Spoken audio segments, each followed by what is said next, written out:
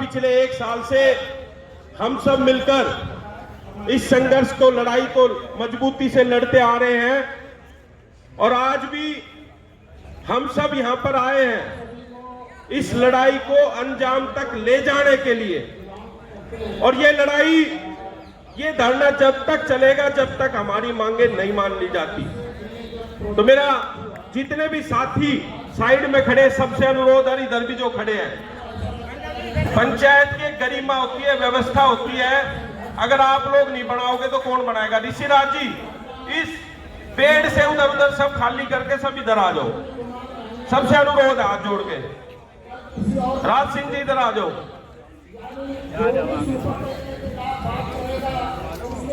आप सबको मालूम होगा कि आज हमने सिर्फ और सिर्फ इस धरने की, अनिश्चितकालीन धरने की शुरुआत करनी है और लगातार ये धरना जब तक चलेगा जब तक सरकार हमारी मांग नहीं मान लेती। तो मैं आप सबसे अनुरोध करूंगा कि आप सब ये मत सोचो कि ये लड़ाई आधी से ज्यादा तो हमने जीत ली है। लगभग 5 मुद्दे हमारे, हमने मिलकर सरकारों से अपनी बात मनवाई है और मैंने यहीं पे 15 सितंबर की पंचायत में कहा था कि जब तक सभी समस्याओं का समाधान, जो जितने इस बोर्ड पे लिख रहे हैं, जब तक सबका समाधान नहीं हो जाएगा, जब तक यह आंदोलन खत्म नहीं होगा। और ये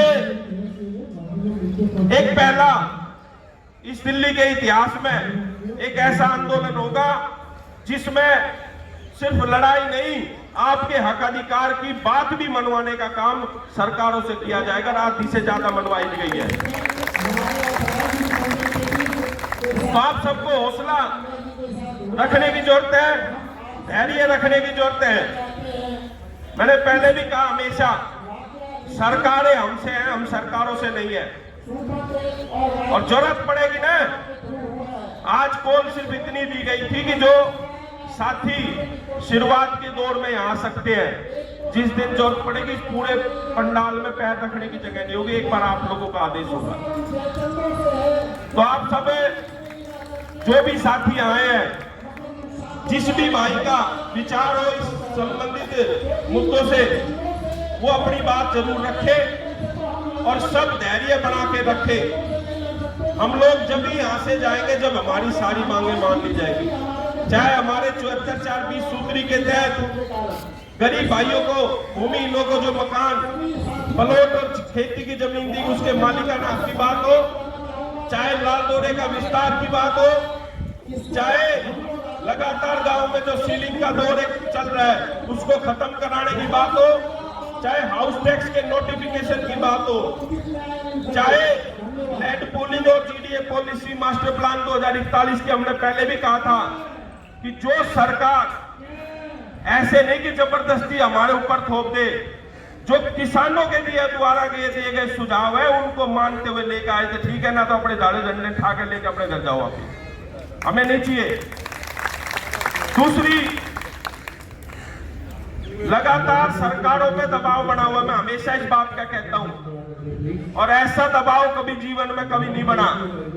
और अगर आज आप इस मौके को चूके तो दोबारा ये समय नहीं आएगा। 1 से 2 महीने का समय आप लोगों के पास है। अगर ये विधानसभा के चुनाव निकल गए तो फिर कोई पूछने वाला नहीं है और आने वाली पीढ़ियां हमें माफ नहीं करेगी। आज जरूरत है संघर्ष के साथ अपनी लड़ाई को लड़ने की। आज जरूरत है, आप तो आधी से ज्यादा लड़ाई जीत चुके हो और सरकारों पर दबाव है, तो आप धैर्य बना के डट के यहां डटे रहो, सारी समस्याओं का समाधान होगा। और मैं फिर कहना चाहता हूं कि कोई भी साथी जल्दबाजी ना करे, धैर्य बना के रखे, सबको बुलवाने का मौका दिया जाएगा, सब अपनी बात रखेंगे और मुद्दे से बाहर कोई भी नहीं जाएगा। कोई यहां से बोलेगा तो वो उसका व्यक्तिगत सुझाव और व्यक्तिगत विचार होगा, बाकी फैसले पंचायत करेगी।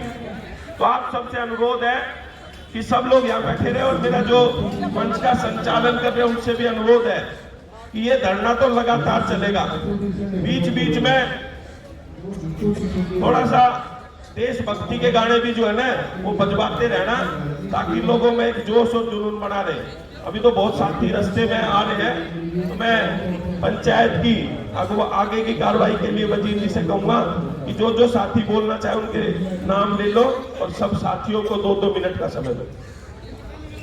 धन्यवाद प्रधान जी।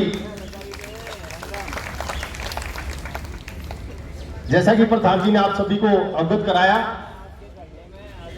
कि दिल्ली देहात की जो भी मूलभूत सुविधा